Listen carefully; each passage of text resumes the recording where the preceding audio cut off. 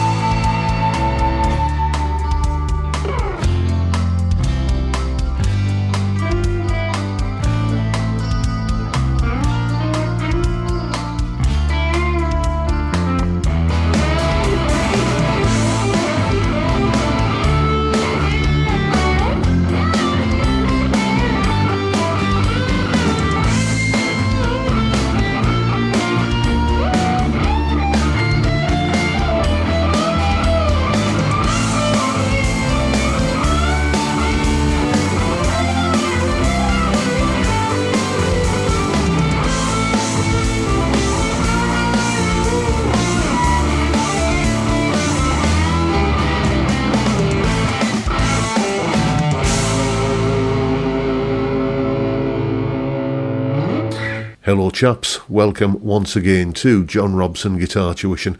As always, I do hope you're well. What you've just seen there, apart from the curry stains on my t-shirt, was me having a little bit of a play, having a bit of fun over one of the latest jam tracks that I tend to create regularly for lesson purposes, and it fits really well with today's viewers question. Wednesday is all about viewers questions, so if you have any questions or queries or anything that you'd like me to look into of a sort of guitar or music related nature, then get in touch via the email jrguitartuition@gmail.com, or you can use the contact form on my website. The address is there at the top of the screen, link in the description, or you can leave a comment below this or any of my other videos. One chap who did exactly that was called Bob, and this was his question. Hi John, I do hope you're well. In your recent video where you showed us behind the scenes, you went through how you wrote a backing track. You mentioned borrowed chords. What are these? In what sense are you borrowing a chord, and who, what, is loaning it to you? There's probably a simple explanation. Any chance you could share it with us? Thanks in advance, Bob. So yes, borrowed chords. Well, that jam track that I was playing over at the top of the video was written using the technique of borrowed chords. It's a technique that I learned by essentially learning Beatles songs when I was cutting my teeth as a guitar player.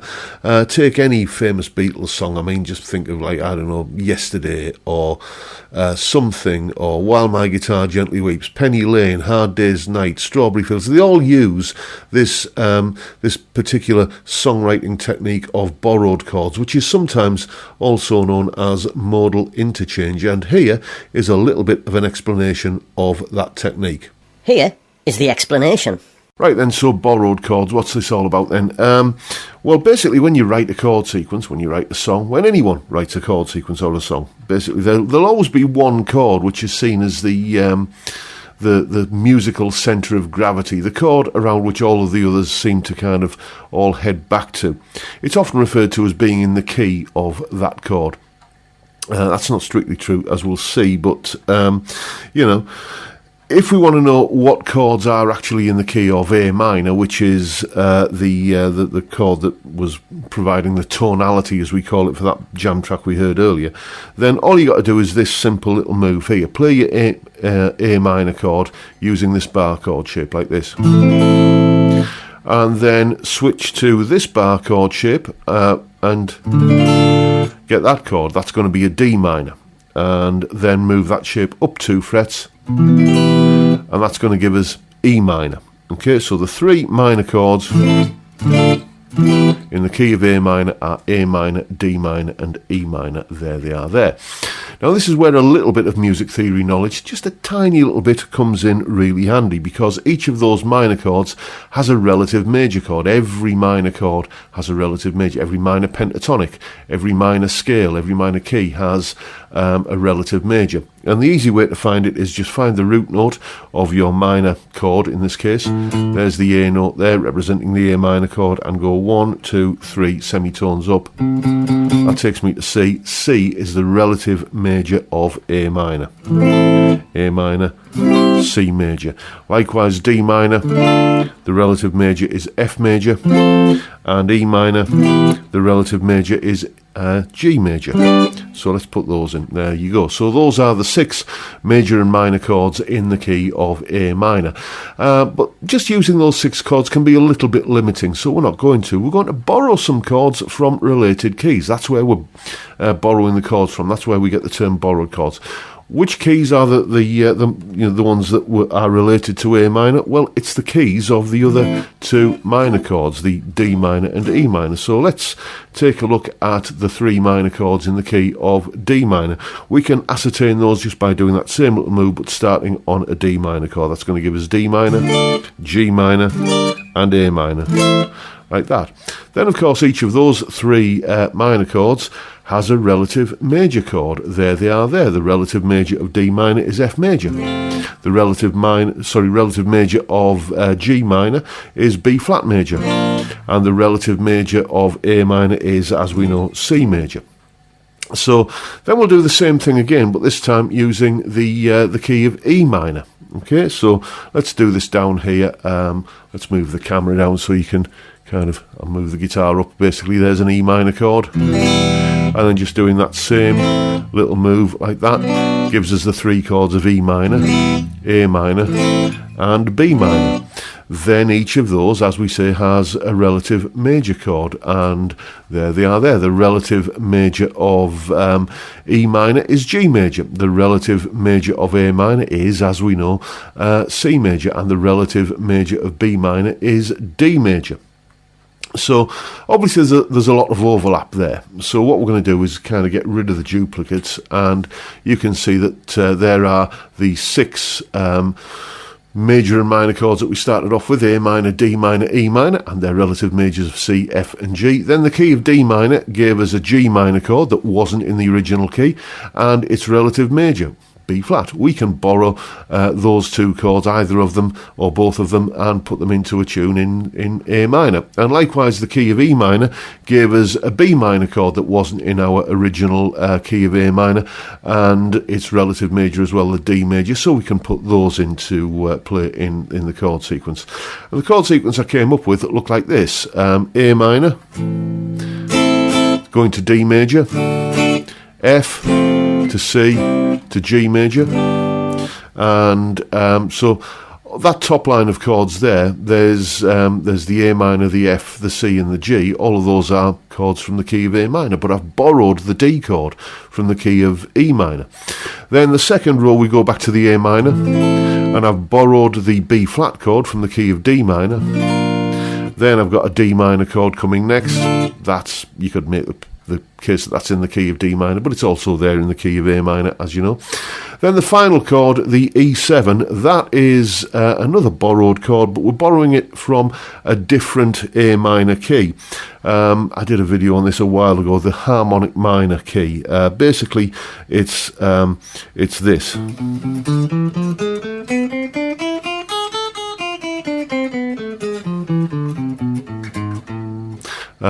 It's just another form of minor scale that gives us some different chords, and one of the chords that it gives us is the E7 in the key of A harmonic minor. That E7 is the 5 chord, and it produces a very satisfying 5 back to the 1 chord resolution like that.